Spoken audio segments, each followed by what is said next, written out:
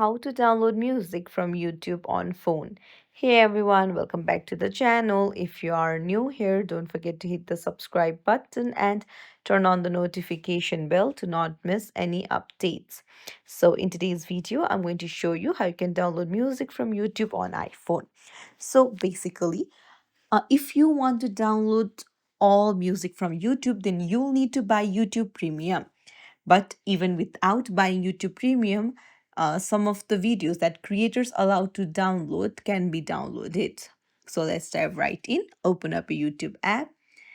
And if I want to download a song, I just go to the three dots beside the song. And then you can see download video option. Just tap on it and you can start downloading the video. However, it's not possible for all of the videos.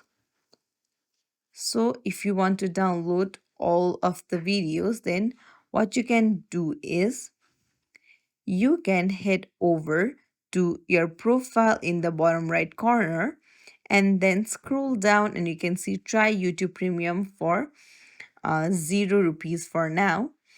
You can try for 1 month and then you can start paying 4.49 US dollars every month. So that's how it works. If you found this tutorial helpful, don't forget to like the video and subscribe to our channel. Thank you for watching.